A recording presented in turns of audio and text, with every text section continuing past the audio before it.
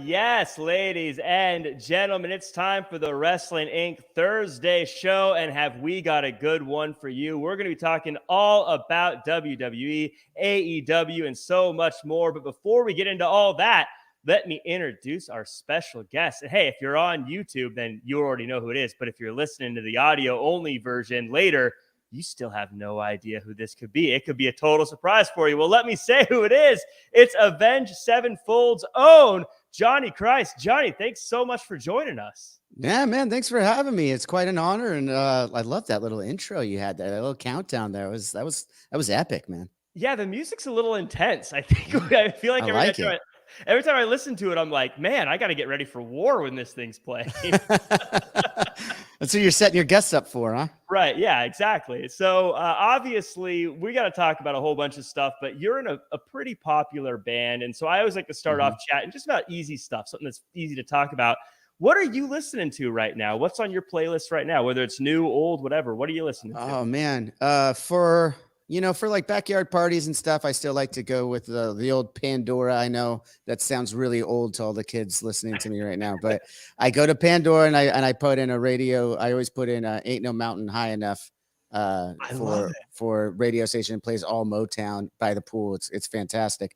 But as far as like when I'm listening headphones in or just cruising in the car, there's only three records I've been listening to lately, and it's the Dirty Heads, Midnight Control, White Reaper. What's the name of the album? But it's the new White Reaper one. There's like something about getting along for the ride. And then the new 100 Gex, 10,000 Gex record is insanely good. Those are the only three records I've been listening to for the past like 6-7 months. You have quite the range there. I'll be honest. I'm surprised you went with Motown for what you're listening to at the backyard parties. There, I love Motown. Motown's so good. We are going to sound old talking, but it just puts you in the right frame of mind, for like just hanging out. Just all the songs that come up on that playlist they're happier songs. It puts you in a good mood. That's why I like it. I'm outside hanging out by the barbecue, whatever it is, jumping in the pool. But yeah, even if we do sound old, I think the kids listening to this should go listen to some of the music we're talking about, because it's fucking good. The thing that makes me feel the oldest is that Pandora feels old, because I still remember Pandora being the cool new thing. It was brand new, man. I had it playing from my DVD player. I was one of the first ones that had a DVD player that actually had apps. Yeah, I was like, wow. Now it's just real old. We brought up DVDs. We're in trouble. We're done. Well, we didn't go to VHS, so we're okay. We're okay there. But everyone who's joined along, I want to thank everyone who's joining us, whether you're listening later or live. Make sure to like, comment, share, subscribe, 5-star review, all that good stuff. If you're in the live chat, thanks for joining us. We've already got Tornado, Anthony Y, Gluten Free, Jane Young in the house already showing up here. So some great folks here. Good to see you. If you have any questions, let us know. Now, Johnny, you've been doing this for a while, so this is where we make all the advertisers happy, all the money guys happy. We're going to chat about something that you've got cooking right now, and it's coming out tomorrow as of recording. You got a new album coming out, Life is But a Dream, Avenged Sevenfold. Nobody is already on Spotify. That's what the kids are listening to now, Johnny. Yes, Spotify. I know. Tell me a little bit about this one. What is this going to be for new fans, old fans, a little bit in between? What do you think? I don't know, man. I hope it's just for fans of music. At this point in our career, it's our 8th album that we're putting out and putting together, and it's been a long journey. It took us 5 years to get this thing put together for everybody, and I've lived with it for those 5 years, and I love it. I love every bit of it. I'm super proud of what my boys were able to accomplish and what we were able to do together. And yeah, it's the next evolution of Avenged Sevenfold. Every record, we challenge ourselves and challenge our fans to go on a musical journey with us, and it's no different in that sense. The philosophy hasn't changed too much. But the music has. But it's still Avenged Sevenfold. And I make the joke that this album is a grower, not a shower. It's absolutely. It's something you're going to want to live with for a little while before making any snap judgments, I think, anyway. But you know what? Go find out for yourself. That's what art is about, right? You make it, you put it together, you make it the best you can, and it's up to everyone else to decide if it's good, bad, or ugly, Yeah, I was gonna say 5 years. Was that slowed down because of everything shutting down, or is that just how long you guys take? Or No, partly. We usually don't take that long. We come off the road from a cycle of about 18 months or something like that. Some a little bit longer, and we take like about a month or so to kind of think about what we want to accomplish. Like I said, how we want to challenge ourselves moving forward on a new record, and you know, then we start writing, and we put in hours a day together, and then of course when we also write on our own, in our own home studios as well.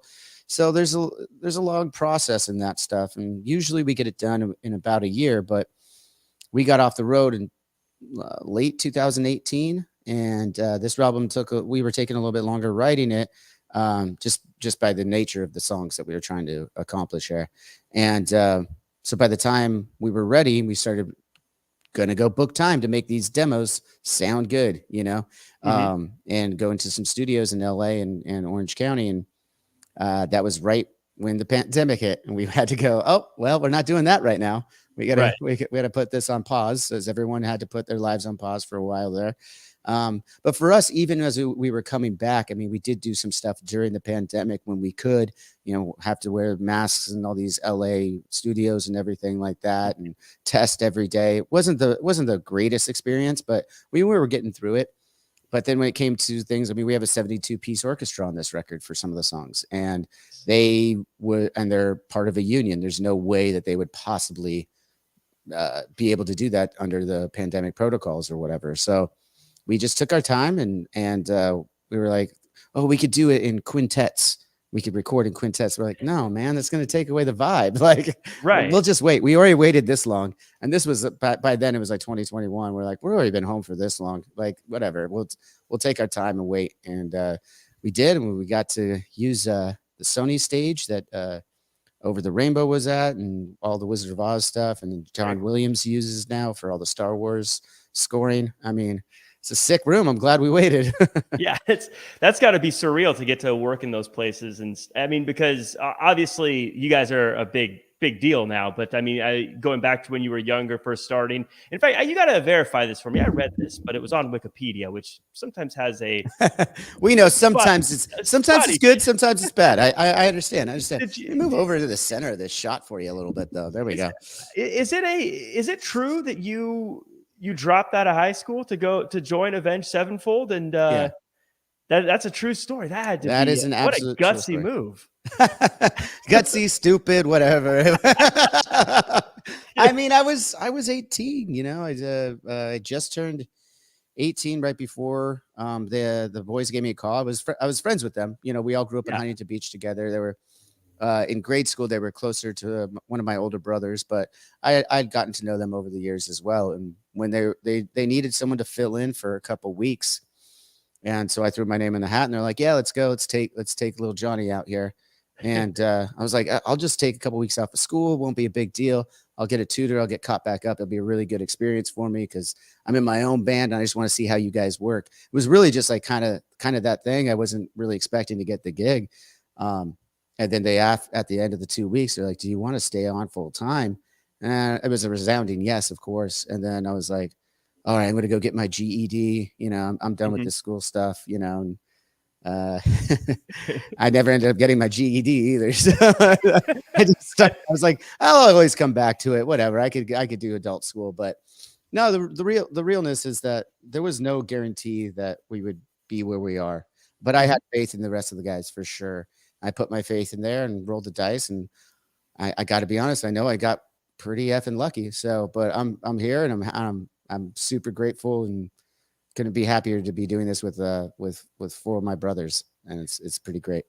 Were you a fan of wrestling back then, or was that something that came along later? I have been a fan of wrestling since literally before I can remember, and I mean that truthfully. I was at the the second WrestleMania, during the simulcast one. I was 3 months old, and my parents had to take me along because I was not a formula baby. We'll put it that way. And so I was there at the LA part of it. I've since rewatched this one. Luckily, they have the vault, and I got heavy into the vault about 4 or 5 years ago. I was like, oh, this is awesome.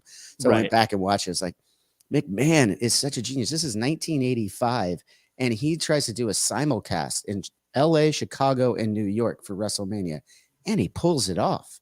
This is way before the technology we have, like a StreamYard that we're on right now, or a Zoom or anything like that. Like, he pulled that shit off. And I was like, and I got to be a part of that, you know, and ever since I've, you know, when I actually had consciousness and got a little older, my father raised me. My father and older brothers raised me on wrestling. So I've been a fan since forever.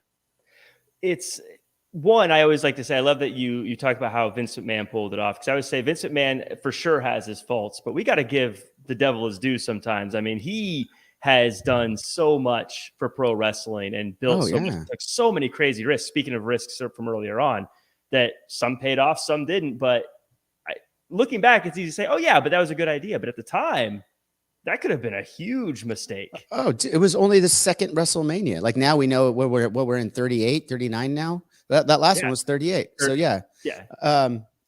So now it seems like, oh, you got to go for the big risks and everything like that. Like, yeah, first WrestleMania was a success, but it was a success on that level in 1984. Like, that's a different level for wrestling than what it is now that we've grown to know because of guys like Vince McMahon. And you're right. Yeah, there's plenty of stuff you can poo-poo about him, and you know, all the rumors, I guess, because I've never met him. I don't know if you have. I don't know. I don't know the man personally. I could only go off of rumors and what I see as a fan. And sure, I mean, I guess if he's behind everything as much as they say he is, then there's a couple of times where I might have a gripe with what I'm watching or why it's going down. But that's part of being a wrestling fan too, by the way. That's why we get to gripe about it and make those comments. And that's what makes us so fanatical. We can have a conversation with because everyone disagrees on it. It's not typical sports. It's sports entertainment. So there's a lot of disagreements on how things should have gone down, right? But at the end of the day, the entrepreneur that is Vince McMahon gave us what wrestling is today. There's no denying it. So it's like when he did something right, give the man his flowers, you know? 100%. And so I think too, you talk about being at WrestleMania 2. Who would have thought? Must have been incredible for you. I believe it was WrestleMania 32. You guys had the Hail to the King as the theme of WrestleMania. What you got to walk? I forgot about that. Because that was in 2013, right? Something like that. It's 10 years ago now. Someone might have to fact check me on the number, to be totally honest. I don't think it was 32 because we just did 38, and Hail to the King came out in 2013. So it'd have to be maybe 28, 29, something like that. But I mean, how did that happen? Was that just something that happened? You're like, oh, surprise. Or did you pretty much? What was that like hearing your song on WrestleMania? That's got to be mind blowing. All right, so I got to be honest, because I'm on a long form podcast here. I'm not gonna bullshit anybody. Yeah. There was a time when I went and I wasn't watching wrestling very regularly, so I did miss that one. I heard about it later, so I didn't get like that whole pinch me moment or anything like that as a wrestling fan. And to that point, we had done. They had picked up our song for video games and some other stuff in the past. We had been featured on small things, but WrestleMania was a bigger deal, obviously. I mean, it was just flattering, you know. There's nothing crazy about it at the time. It was when I heard it, I was like, oh, that's really cool, you know. I think actually Jericho was the one that told us about it, because it went through promotions and stuff like that within the label. I believe they had to do it like by the book. It wasn't like they just called us up. Although John Hammer, I met him at the last WrestleMania, and we're hoping to get some more Avenged songs licensed into some WWE stuff. And we told him just to talk to us. Don't bother going to the label. Just talk to us. We're fans, man. I was like, we're fans. Just come on, let's go. I was gonna say the whole band is fans. You guys all get into it together. Me and Matt, our singer Matt is a big wrestling fan too. He grew up the same way. He's not as current as I am. I think he's focused on some other things right now. But I went to WrestleMania with him. We got a suite and we were all hanging out with our kids and stuff like that. And it was that was night 2 that he came out to. So I know he's still a wrestling fan. But as I said, I'm the current wrestling fan in the band. We've all loved it though. Right. It's and you know, you talk about taking a break from wrestling. I always say that's totally okay. Some people I feel like think they get a Medal of Honor for never missing a show ever. And That's cool. But I always think, like, sometimes it's good to step away for a little bit. You know, and it Right? wasn't for any Come other back. reason, but life, you know, life gets in the way sometimes. You find other things that you prioritize. And for different, I think that's just because if everyone's honest with themselves, they go through that anyway, like with everything in life. There's times when you want to listen to heavier music or softer music, whatever. You want to watch a comedy over a drama, you know, everyone makes those decisions daily. You know, it's like, Yeah. I didn't like consciously say, fuck wrestling. It just never, I wasn't staying current. I would check in every once in a while, especially after we befriended Chris Jericho. I would check in and see what he's up to and a couple of the other guys. And it wasn't really until I started my podcast, had a couple of Hall of Famers on the show and a couple current guys. And then, excuse me, I had my now 6-year-old son, and we started watching wrestling together. And I was like, this is what it's all about, you know. And now he tells me the other night after watching Double or Nothing that he wants to be a wrestler. And I was like, well, I love it. let me. I mean, I'm no slouch as a dad. I might have some connections to get you into the right schools for something like this. Yeah. Let me ask around, you know. So I don't know how good the scene is here in Orange County, so I might have to go outside for that. But I might be putting him into some wrestling school. Well, I don't know if I'm allowed to do this on Wrestling Inc., but I work with a company called Santino Bros Wrestling, and they train. And in fact, Brody King over at speaking of musicians and wrestling, he trained at Santino Bros. So he's a bigger guy. I'm a little guy. My son's not gonna be very big either. I'm gonna have to ask guys like Darby where he went to school and stuff. So yeah. So I think he was in the Northwest. He's a Seattle guy. Yeah, he was a Seattle guy, but I'm gonna talk to him anyway. He came on the show in like right when we started pretty much making this a real podcast. It started as a YouTube series before. But Darby came on the show with his then wife, Priscilla Kelly, Gigi Dolan now. And we had a blast. We hit it off right away. And ever since then, Darby comes on at least once a season of my podcast. And when he's in town, he's staying at my house and stuff. We became fast friends over music and wrestling pretty much. And then, and he's always been really cool to my son. When he had the TNT title, he'd come by and my son got to take pictures with the TNT title. And I'm like, dude, you have no idea how awesome this is, son. Like, that would be like Bret Hart bringing over the Intercontinental title when I was your age. Like, that would be to your house. I'm like, you're so spoiled. You're so spoiled. It's so, yeah, you have no idea. You had, like, Johnny, I love that you mentioned Bret Hart, because there was a time I would have killed someone to be the kid that gets the glasses from Bret Hart. Oh yeah. Like, I would have, if I could go back in time now as an adult, I would shove a kid out of the way to try to get the glasses. I might do the same thing. Man. If I could. But yeah, so you mentioned Darby, you mentioned Jericho. Did you become friends with these guys? At least Jericho, I know obviously he has Fozzie's and he's in music. Did you connect with him via music first, or was it through wrestling or through the podcast? How did that go? Jericho was back in 2010, 2011 when we had Mike Portnoy drumming for us. He was really good friends with Chris. I know Jericho at the time, we didn't know how much he was steeped in knowledge of music, but after getting to know him, he is an encyclopedia of music. It's not just metal. He's an encyclopedia of music, and he's got quite the record collection, CD collection, whatever it is these days. But yeah, we went over to his house when we were in Florida. That was the first time I met him. He cooked us up some steaks and lent us our jet skis. A funny story I could get back to on that one with Mike Portnoy, but yeah, that the whole connection really came from Mike. He was already friends with Chris, and Chris had we had heard him in interviews and on his Talk Is Jericho podcast, giving us praises, and we always thought that was cool. We were like, oh man, like me and Matt were like, Chris Jericho knows who we are. This is awesome. Right. Like, this is great.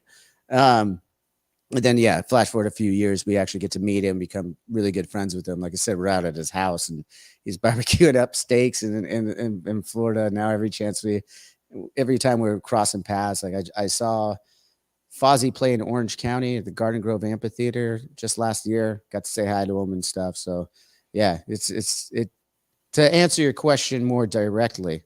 Yeah, it came from music. That's got to be awesome. I mean, did you have a little bit of the jitters when you met him? Like, oh my, because Chris Jericho, at least to me, I mean, I don't know if he was there at 2011, but to me, I look at him and I think top 10, maybe. I mean, he's up there, man. His skill, and especially his longevity too, of being able to constantly reinvent himself. You know what I mean? And I can't think of anyone else that's reinvented themselves that many times for that long.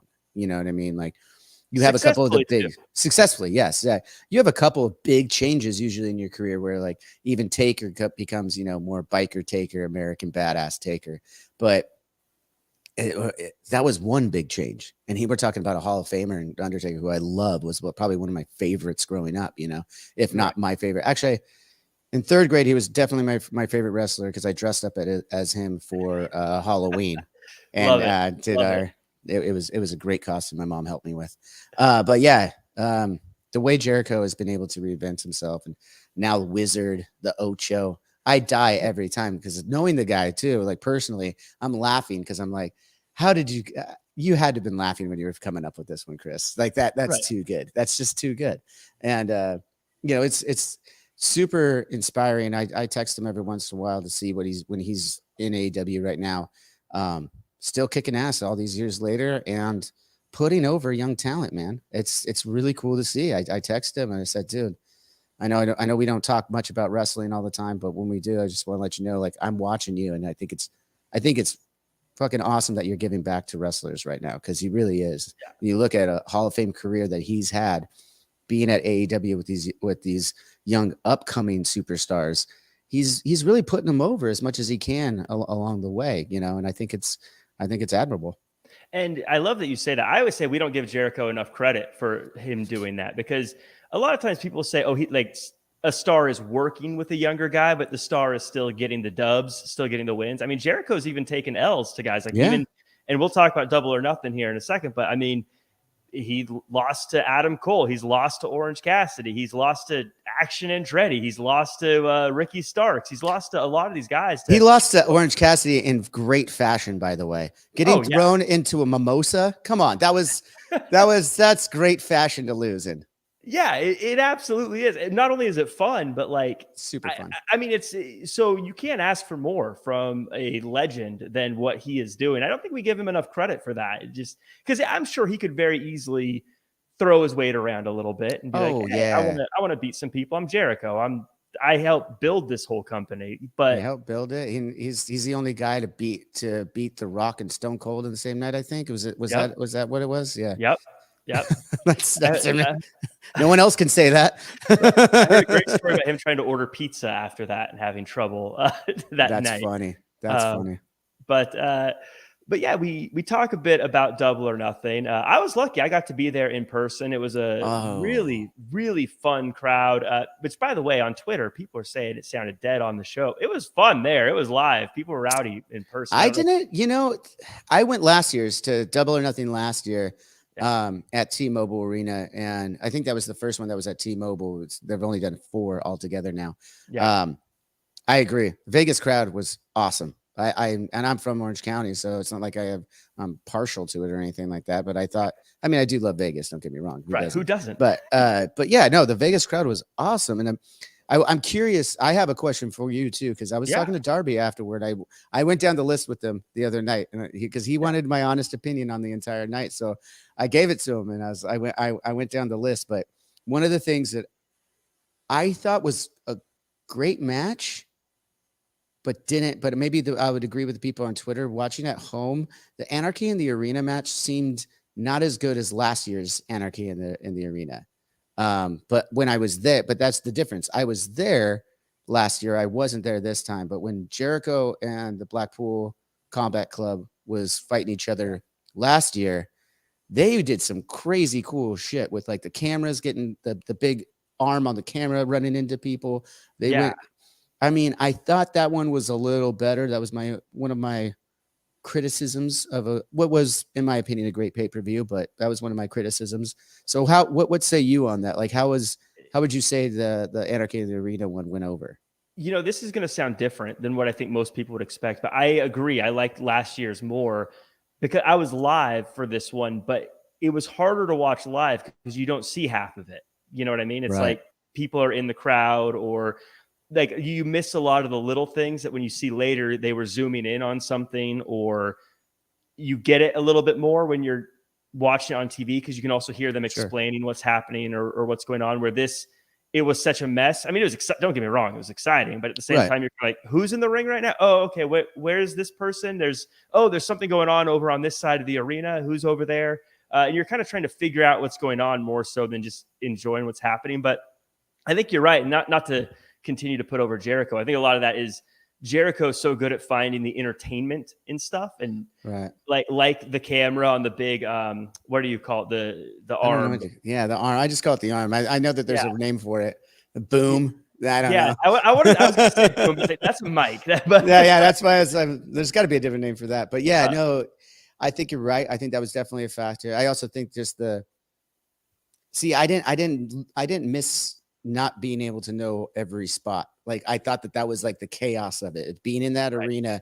I mean, I love hearing Tony and Jim Ross and Taz and Excalibur and the whole crew. They're great commentators, but like being there, I didn't have them in my ears. So me and my buddies were just constantly like pointing to each other, like, look out over there, look out over there. And like, it was just pure chaos. And I'd never seen anything like it at that time. So I was like, this is cool. And then I was excited for it because I love the Elite. I love the Black Bull Combat Club. I think they're all great talent. So I'm like, let's go. This is going to be a great match. It's great talent. You know, it's anarchy. They're going to pull out all the stops. And they did. I mean, dude, the tacks in the feet, everybody at my house that even aren't fans. So we had a bunch of friends over and they aren't even necessarily fans of wrestling. They're like, what the? And I was like, yeah, dude, like that's right. That would be fucking painful. You know, standing on a Lego if you have kids, how bad that is. Imagine fucking tax. I would say, like, if I was a wrestler and someone poured tax out, I quit.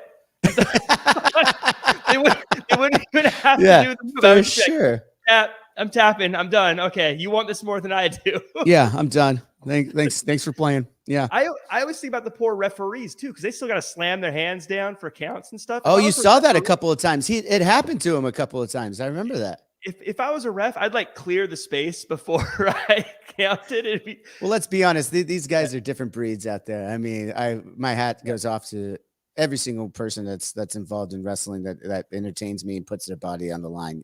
Let's be real. Like that's what they're doing, but they live for it. They love it. That's their purpose. And I think it's a beautiful thing, but yeah, you couldn't get me to do that stuff. Darby asked me to do shit like that all the time. Like he comes over and we do penalties for games and stuff. And I'm like, I'll play the game, but I ain't doing one of your crazy ass penalties, dude. Like he went like whips with a belt, pepper spray, all this shit. And I'm like, that's all good for you, man, but I ain't doing it. Yeah, can't we do drinks or something? Yeah. Well, Darby doesn't drink though, so I can't get him on that one either. So I'm like, Darby especially feels like you would not want to play that game with him because you're not going to out tough him either. No, not at all. He likes it. Yeah, he likes it. He loves it, and he's he's really, and we joke about it, but he's really talented at what he does to not hurt himself. Like there's just like Mick Foley. There's a method to the madness. I mean, and Mick Foley did it a little bit more reckless, I would say, if I'm being honest. But like Darby comes from the skating stunt world. Like he does everything that he does is calculated. And I know that firsthand. I'm not just saying it. Like everything he does is calculated, and it's maybe not on the spot calculated. I'm not saying every move that he makes in the ring is a calculated move from before. It's just the way he moves, his brain around everything. Let's say is 100% calculated, and that's how, knock on wood, to this day, he's not getting seriously injured because the shit he does makes me think he's like, I was like, dude, you're going to get fucked up. Right. Yeah. Half the things I see, I'm like, I'd be done. That's all I'm doing. But you make a good point because I know a lot of people will say, they'll talk about the risks that wrestlers take during matches like this. And don't get me wrong, they're big risks, but I've always been a believer in that's their call. They know what's happening more than I do. So I'm not going to wag my finger at them, and I'm not going to say they should do something or shouldn't do something. They're the experts. They're the pros. We like to criticize and have fun as wrestling fans, but I'm in all seriousness. I know I don't know anything about what's going on in the locker room and on that ring. Like no, and I know that that's how it is for me too. Being on the stage, like no one really knows what we're doing behind the scenes, like unless you're also a musician who does that. Like you have to actually have done it to fully understand it. You could speculate, you could have fun with it, everything like that. At the end of the day, it's part of our perceptions, right? Everyone gets one perception. It's the one that we're given, and it's the one that we roll with, you know? And I'm not going to sit here and try and be like, oh, I know more about wrestling because I've watched it for longer. Right. That doesn't make any sense. I always say my main way of critiquing or looking at wrestling is how did I feel in the moment? And so we talk about that Anarchy in the Arena match. I know some people will talk about how the exploding super kick moment maybe that was funny. Whatever. I loved it. That was fun. I thought it was fun. I was like, and it made me think. I wanted to. I don't know these guys personally. The Bucks. I don't know them personally yet. Yeah, we'll talk. Yeah. I'll get to meet them soon. But I gotta ask them if they've saw that. I don't know if it's called a meme anymore, but whatever short TikTok clip or whatever. Right. I hope it's still a meme. Yeah, I don't know, but it's a video. So it's a video. So I don't think it's quite a meme. I don't know though. I'm not trying to keep up. I've got a 6-year-old son. Do the math. So. There was one that I saw, a short or a TikTok video or whatever that I saw on social media on my phone one day, and this wife gets her husband by putting a bunch of those poppers that we used to throw around on the ground that make the popping sound on the bottom of his shoes. So when he goes to slip them on, they popped and scared the shit out of him. So I was like, was there some inspiration in that short video for putting, because I mean, the firework thing, I mean, we know it wasn't firework. It was pretty much those pop rock things that we're talking about that popped on it. And I was like, it's a cool move though. I thought it was fun because it made me laugh. I mean, it's not like I watched it and went like, man, he kicked him so hard. That was crazy. It was like, no, come on. We're smarter wrestling fans than that. I think a lot of people who aren't wrestling fans watch our reactions or like, they have a different reaction to these kind of things than an actual wrestling fan, right? Just a passerby would be like, oh, that's so stupid. But like, yeah, that's why it's awesome. It's incredible. It's so fun. Like I said, it just makes me feel good. I laugh. It's a good moment. And then, but also what's cool about it too, the people, the more in-depth stuff, like not to get too far in the weeds here, but speaking of people who don't watch wrestling, I always think if you showed the last part of Double or Nothing, the Four Pillars match and the Anarchy in the Arena to a non-wrestling fan, you almost give them the entire spectrum of what you can expect from pro wrestling. And done well too. Not just give them the looks, but like, I mean, I hope we get into that Four Pillars match because let's do it. I want to right now because I thought that was incredible. I know this is going to sound like I'm a homer because I just talked about how Darby's a friend of mine and stuff, but that was the showstopper for me. When I watched it at home, I watched it live. I made sure that like I got home in time. I was at a 40th birthday party, so I didn't catch everything live. I got in right as Chris made her appearance back and won the title. I was like, holy shit, I can't believe I just watched that. And then I just went right into the Four Pillars match and watched it with my son. And both of us are just like literally staring at it going, what did I just watch? Like every move, like MJF is so great. He's probably my favorite wrestler right now. Like just because his heel work is unbelievable. And from what I understand, the guy doesn't break character, which is fucking awesome to me. No, there's not enough of that. And anyone can make the art however they want, but that's what works for MJF. And you see him in the press conferences afterwards, still talking shit and like bleeding all over the place with his, and he's not wrong. I'm watching him going like, guys, he's not wrong. He is better than everybody, at the mic, but he could go in the ring too. He just showed you with the Four Pillars. There wasn't a weak link in that match. I don't think everybody could go in that ring, and they went hard. They sold everything. The false finishes, like. Everything about the storytelling in the ring. I wasn't the biggest fan of the storytelling leading up to the match, I'll be honest. But when it came to, the hype video into their entrances and them going in the ring, I was like, okay, like it's on. And you could see, I was so happy for guys like Darby and Sammy, who just like, you could tell they almost broke character a little bit there at the beginning of the match. And we're like, let's fucking go. This is our time. Right. And they didn't shrink from the moment, dude, because it was the first time they were main eventing. And it was like, and they did not shrink from the moment. They went hard, and it was sick to watch. And what was cool about it too is not only was it like, did they go hard? Was it fun? You could watch it as a non-fan or someone who's never watched AEW enjoy it. But there are so many little nods throughout, like how they all used each other's mentors moves and things that like that. Was mind-boggling. So cool because you don't even think about it. Oh yeah, they all did have a mentor, and they all did like just so many little things that were thrown in there. And the fact that like MJF got hurt but still kept going, and you're right, MJF on the microphone, I always say it's not just that he's good, like, he never stutters. There's never even a second of let me think of what to say or oops, let me start. It just bam, bam, bam, and he'll go for 15 minutes and doesn't skip a beat. It's incredible. Dude, his promo that he did on that sports podcast, I can't remember what it was, before the Iron Man match at the last pay-per-view. I watched that thing, and he goes for like seriously 5 to 7 minutes without skipping a fucking beat on a one-on-one monologue.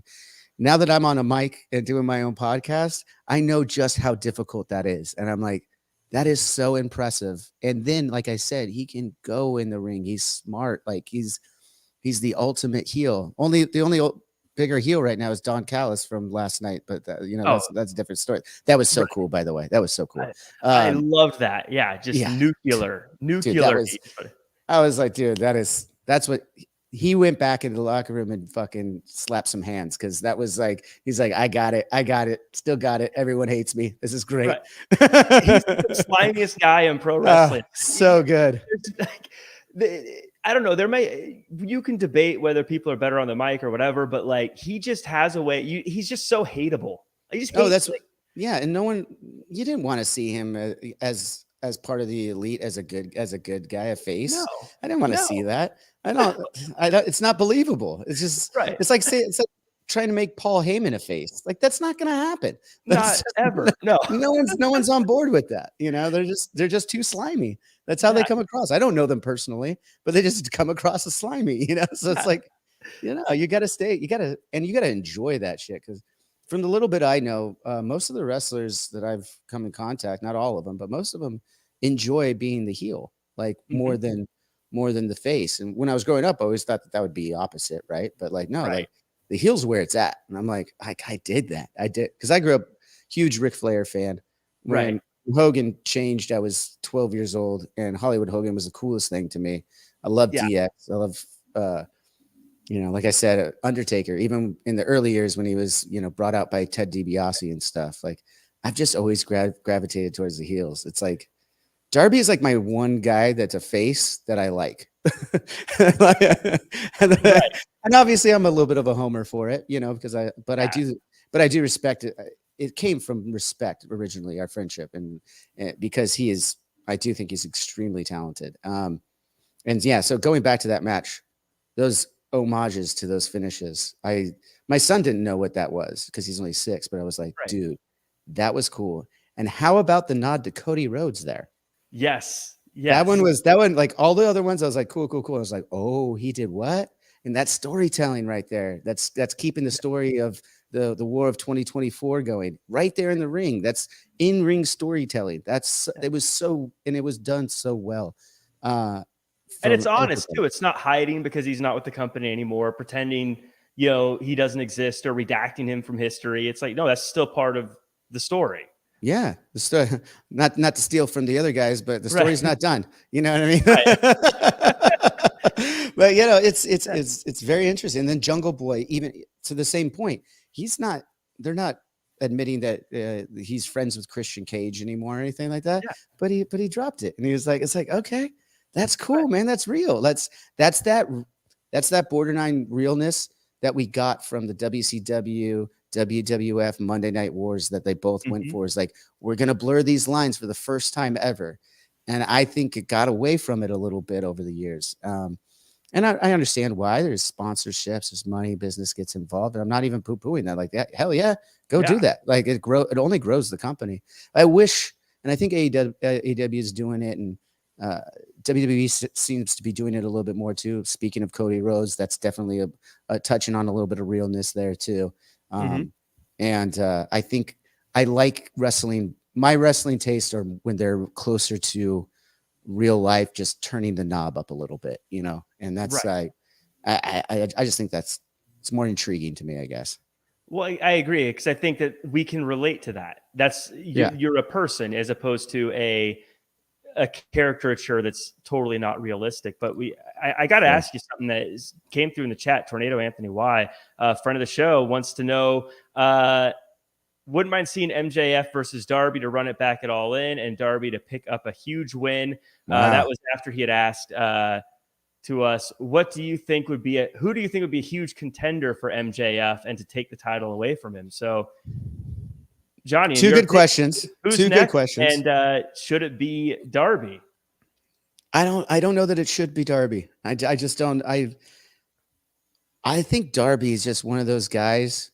He's one of those talents that doesn't need the belt, so you don't need to go with it. Like sometimes, if he wants it, it would be something different. And as his career goes, he's not, to my understanding, and I don't want to put words in my friend's mouth, so don't hold me to this, but it doesn't seem like he has much motivation to actually hold the title behind whatever. Yeah. But at this point, I'll say. So, and I think that is because he recognizes too. I mean, look at a guy like Jake the Snake Roberts. He never held a title. You know what I mean? Like, and he's a Hall of Famer because of it, partly because of it. I think Darby is that kind of transcending talent that he's one of those guys. Like even a Scott Hall, he didn't hold the world title. He had he had the Intercontinental and the Tag Team Championship, and he ended up being the greatest because of it, so it's like Scott Hall. Yeah, the whole NWO. I was such an NWO guy. I still say NWO for life. I still wear the shirts. on stage. I still wear the shirts on stage. I still, I still throw up the For Life all the time. It's like I went as Hollywood Hulk Hogan for Halloween 2 years ago. Like I'm still in it, man. I'm never giving up on that. To your point about Darby, I kind of agree in that, like, obviously I want him to have all the success in the world, so I'm not trying to take anything away from him, but being a champion almost feels like it's a little too corporate for him, his character, if that makes sense. Like, I'd rather see him just mess people up as opposed to be the champion, The only thing I'd like to see what he was able to do a little bit with TNT, if he was to win the title, the big belt. Yeah, I would like to see it just so I could see his promos, because he does such artistic and different pre-recorded promos than I've ever seen. Like that's one thing that I could say. Like you've seen guys make videos before, but he came from a film school background, so he has a different edge to it, I think. And I would like to see what he would do with the belt. That would be kind of cool. But as far as is he next on there, I don't know. Who's the next fight for MJF? I mean, we just found out CM Punk's coming back. That was my next question. I still think that was CM Punk. So, me and my buddy who does the podcast, Drinks with Johnny with me, always have these debates about what is kayfabe and what's part of the story. What's real, what's not, right? And I don't know, man. I still think like he had an injury. He needed to go away for a while, and they came up with a really fucking cool way of making that, because that's what I want to believe. Now, probability factor, probably not what happened. Probably was what everyone knows, that there was a backstage brawl, and at the end of the day, everyone involved had to put on their big boy pants and make a business decision. So that's probably the case, but I don't want to believe that. I want to believe that Tony Khan and the crew and everybody else came up with this angle where he's going to go away for so long. When he comes back, it's going to be so polarizing, because that's what is missing from wrestling. Sometimes you got Stone Cold was polarizing. Hollywood Hulk Hogan was polarizing. There was people who on both sides who like thought of him as a heel, but then actually kind of liked him too. That's what you're missing a little bit sometimes in these characters. And I want to believe that that's what they did to create this new character of CM Punk that is so polarizing. I don't have any information on that. It's just a speculation, of course, and if that's the case, could you imagine MJF, who is polarizing, and CM Punk potentially polarizing when he comes back, getting in a real rivalry, the one that we were supposed to get a year ago, and both of them went away suddenly in the middle of it. It's almost too perfect. If this is just the way it worked out, hey, I believe in the universe. Like that could have absolutely happened that way. Right. But I also want to believe Tony and the rest of the bookers over there had something up their sleeve this whole time, and it would be really cool to see. I love that you say that, because I also am one of those people like, look, yeah, there's rumors out there, but I've said many times, I have no idea what's really going on. I don't know anything, so I'm not going to pretend. And if I'm never going Tony to Tony doesn't respond to my text anymore, so I don't know. Yeah, that's actually true. I had him on the podcast. We do text every once in a great while. But the last couple, I know he was super busy, so I didn't like. You never want to be that guy that like keeps texting, and you can see all the blue and like So I just stopped. Yeah, but because I also know he's busy too. I'm like, he's fucking Tony Khan. He's got his hands full right now. It's okay that he doesn't text me back. Yeah, after 3 or 4, you got to like pump the brakes a little bit. Yeah, totally. Okay. I was like, all right, I'll take the hit, man. You're busy. No, he's a great guy though. He really is. He's a nice dude. He's about as busy as they get with what he's got going on. I mean, football, wrestling, European football. I mean, he's got crazy busy jobs that would be crazy busy on their own, let alone multiple of them. But he seems like a super nice guy. I mean, I was fortunate. I was at the scrum for all Double or Nothing this weekend, and seems super cool. Seems super nice. I haven't talked to him in a personal level, but I mean, we did. We looked at each other and we had a little connection there for a second. Right. Hey, you're a wrestling fan, and that's what he is. He's just a wrestling fan, man. But he's a wrestling fan with a business acumen that and that's a great combination for us fans. I'll just put it that way. That's a great combination for us fans. So who are some of the, now, by the way, I want to make sure I get this in, because we've talked about your podcast, but we want to make sure everyone knows it's Drinks with Johnny. That's correct. Where people can check it out, and they can check it out on Spotify, Apple, I'm guessing, wherever. Everything, I'm sure like this one goes up to, it just goes up to all the podcasting platforms. So whatever one is on your phone, that it comes loaded on your phone, what Google Play, Spotify, Apple, whatever one that is. They could get it there. They could subscribe there. I think they call it following now. When I started doing it, it was subscribing, and now it's called following on those apps. What a follower thing to do, change it to following. Like, right. I was like, come on, just leave it to subscribing. I know people get tired of hearing it, but hey, people need reminders. And then of course we do everything on YouTube as well. All the episodes come out on YouTube. So that's that Drinks with Johnny on YouTube. And you cover a lot of things, but as mentioned, you've had, sounds like Tony Khan on, you've had Darby Allin on, you've had the Hardys on, Rebby Hardy. At least recently for Mother's Day. We had Matt on last year too. And I don't know if I'm supposed to say it, but fuck it. I did actually have Jeff on, but we're going to have to re-record that one because it was since he's sober. So I talked to Matt about it. I just got to text Jeff, and they're great. They're great people, and they're all doing good. So had them, and I've had a lot of wrestlers. It's actually because the show is mine. I just kind of have fun with it, and I was like, let's just do stuff that I'm interested in. There's probably other people who might be interested in it too. Yeah, and so basically everyone who's watching now should definitely check it out. Getting the wrestlers to be on the show, what has that been like? Is it, because I know you're a fan, and so it's always interesting when you're trying to reach out to someone you're a fan of to be like, can you be on my show? Do you still have that? Now you're bigger than the average person. You're not a nobody, but like, do you still have a little bit of that? Like, can you be on my podcast? Oh yeah, absolutely. Are you kidding me? Like, no. Especially earlier on. I mean, I'll just share a quick fun story.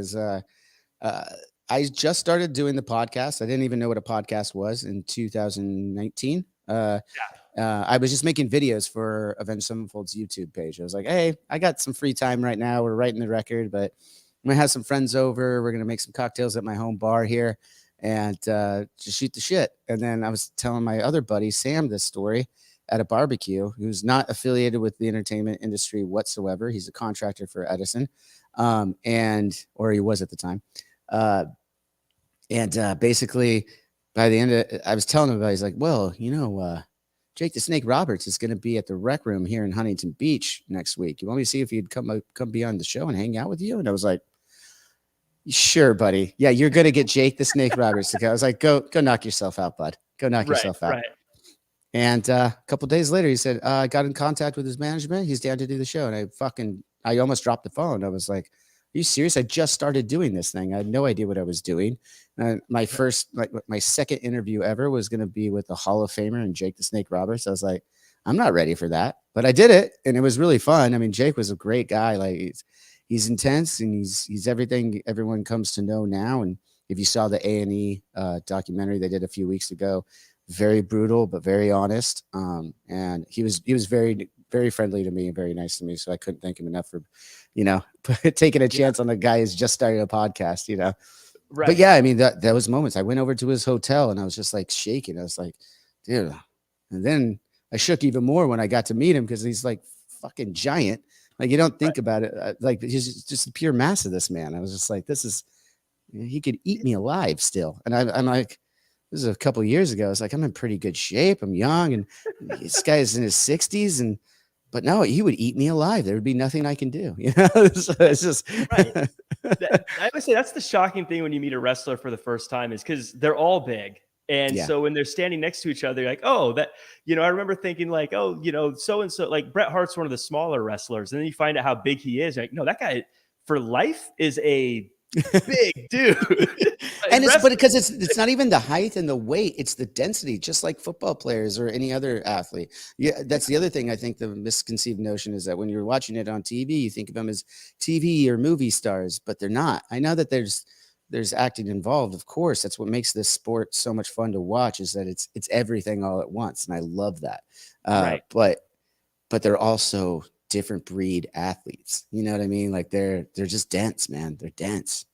Yes, and I was at WrestleMania in Dallas, and Shelton Benjamin rocked by, and you never think of him as like a big guy, but that guy could have walked through a brick wall, I think, without even breaking a sweat. He's just huge, but he's not even what you think of as a big guy. You're just like, oh yeah, he's the average wrestler, but yeah, he could have thrown me across the building if he wanted to. Yeah, well, even like some of the smaller guys, I'm like, they're still bigger than me.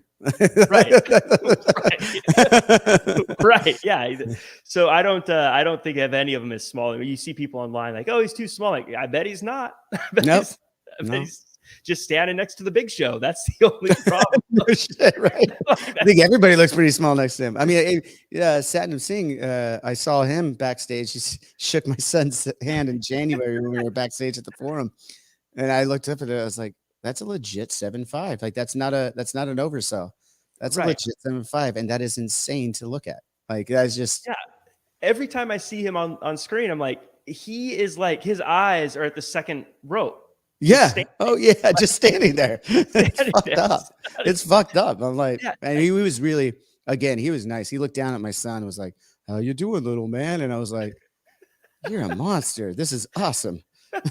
You're a monster in a beautiful way. Yeah. Did he do the whole put his hand on his head or anything like that? No, we were kind of in passing. I was running into some other friends. Like I said, on the podcast, I've had so many of the contemporary wrestlers on too. Last year at around Double or Nothing, they were out as they are for a week doing Dynamite, Rampage, and leading into Double or Nothing. So we got an Airbnb last year and hit up our contacts over at AEW and said, hey, anybody want to come over and do the podcast? And for about 4 days straight, we had guys like Keith Lee come over, Swerve come over.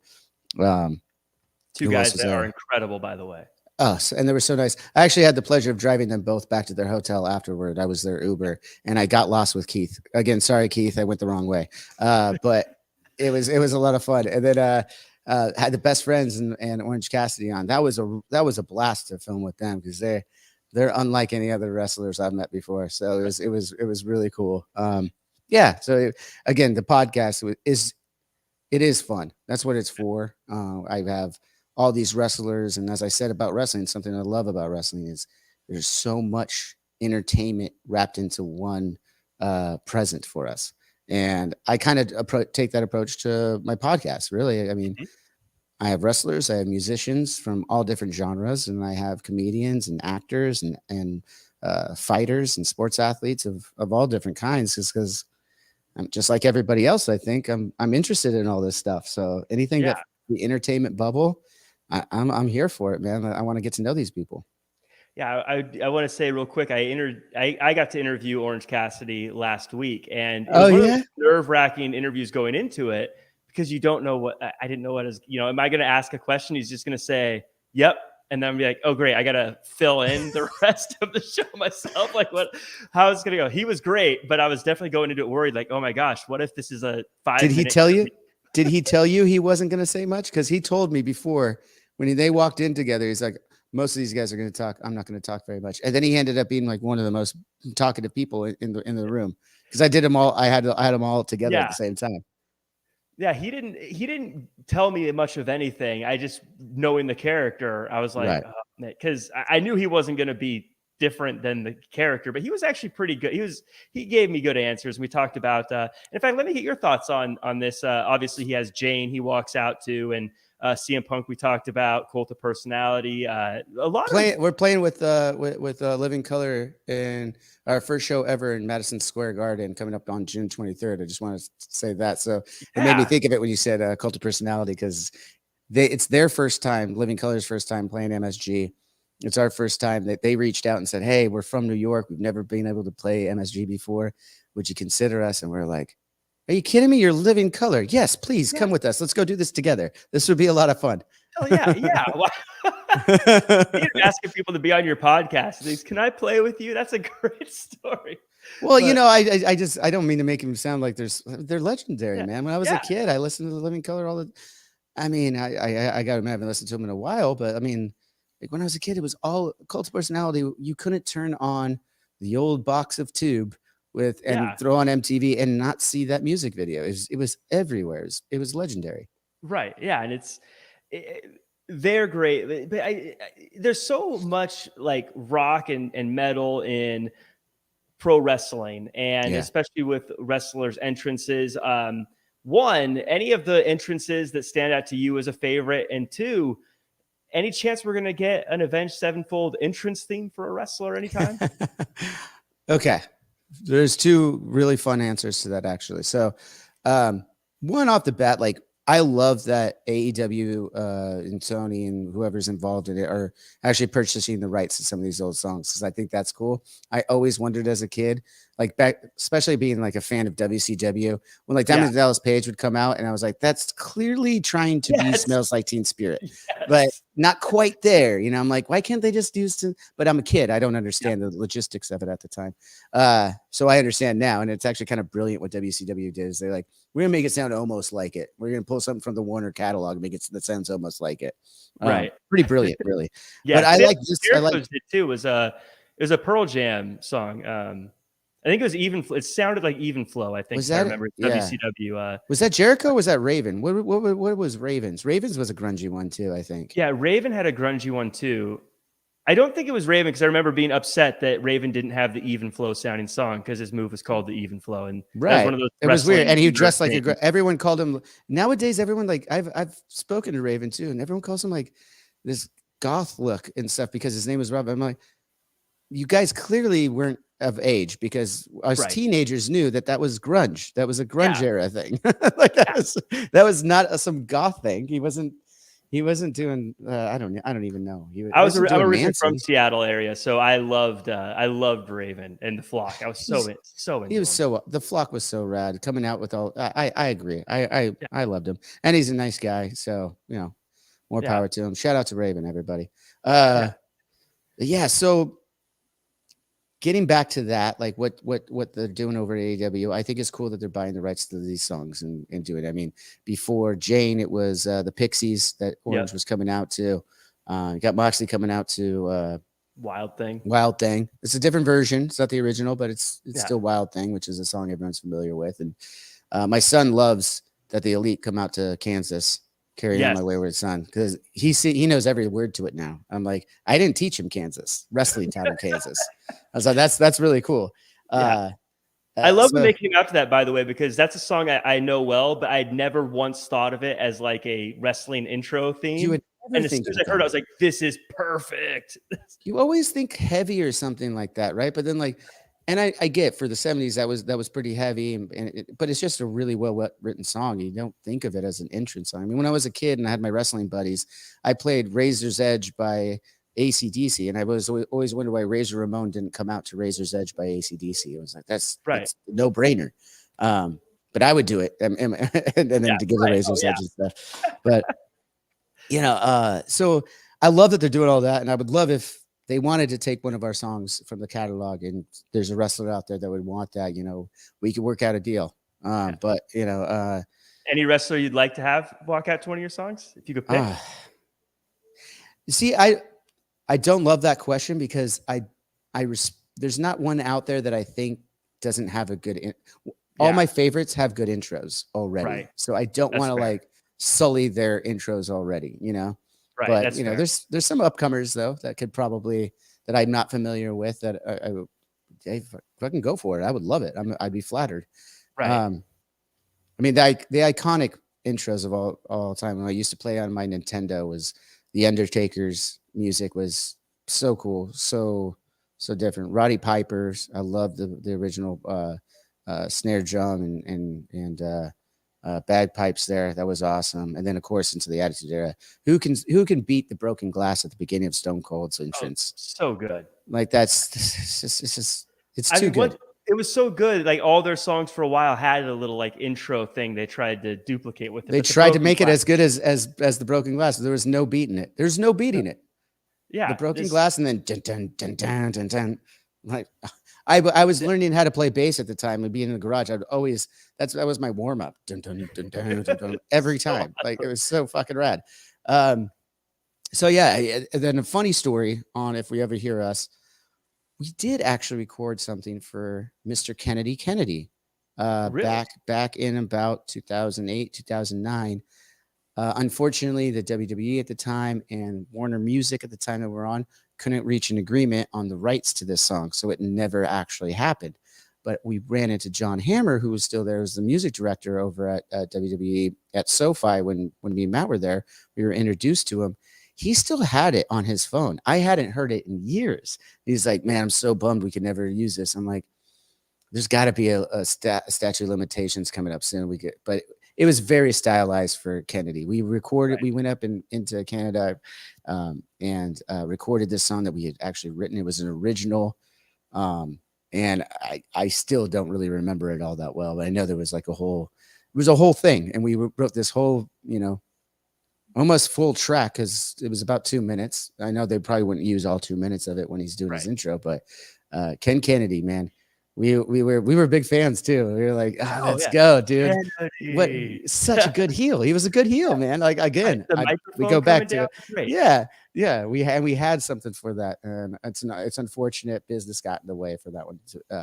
Years later, but hopefully one day we could release it as a fun thing, and even I'd like to reach out to Ken Anderson and see what he's up to these days. Because now that I think about it, I'm like, dude, I should have him on my podcast and talk about that. But then what? Because I've never had contact with him, so I have no idea what he was hearing on his end. Did he ever hear the song? Did he? That'd be interesting. If you're out there, Ken, I'm looking for you, buddy. Right. Yeah. See, reach out, Ken. Mike Rouse, by the way, saying he used to come out to Thunderstruck when he would walk. As we talk about. Oh yeah, your own. That's a great one. That's a great one. I feel that one. That is a good one. But I know you're a busy guy. I appreciate you coming through, Johnny. One more time, let the world know where they can find you online. And again, thanks so much for being on the show. Yeah. Well, me personally, you can find it Johnny Christ on Instagram. It's the only personal one I have. And then Johnny Christ Official. Avenged Sevenfold is at Avenged Sevenfold everywhere. Drinks with Johnny is at Drinks with Johnny everywhere, and on YouTube and the podcast and everything. So I appreciate the time, Jack. By the way, I listened to a few episodes. I've heard of the podcast that I'm on right now, Wrestling Incorporated. It's really great stuff. I love when you're talking wrestling the whole time and joking around with. You have a couple co-hosts sometimes, right? Yeah. When we review different shows, depending on the show, usually it's Justin and referee Jimmy Corderas join us. So but also Issa, sometimes Alfred I've been on with. I like Issa. I was listening to one with her. She was getting pretty funny in there. I liked it. Issa and I have a rivalry. You're not allowed to like Issa. No. I love that even more. We always I always give her a hard time because she loves Bad Bunny. So I'm always like, Logan Paul is the greatest celebrity wrestler of all time. That's a good debate though, because until that last pay-per-view, I would have absolutely agreed with you, Jack, because that was the best celebrity performance I'd ever seen was Logan Paul. Bad Bunny could go too, man. I was like, okay. I toned it down since Puerto Rico. Yeah, I was like, okay. I thought Logan Paul had it hands down. I'm going back to history of celebrities getting in the ring. I thought he was destroying it, but then I mean, he went with Roman Reigns though, dude. You can't take that. He went. He took a selfie diving off the top rope. Come on. I love Logan Paul. I love him. Yeah, he's been incredible in pro wrestling, and so is Bad Bunny. They've just I don't know what they're feeding their celebrities these days, but they've all been way better than they used to be. They're better than I would do. Yeah, totally. But again, Johnny, thanks for being on. Appreciate it. Everyone who's on, make sure to like, comment, share, subscribe. Go follow Johnny, and Johnny, we'll have to have you on again sometime. Yeah, I'd love that, man. I appreciate it. Anytime. Thank you.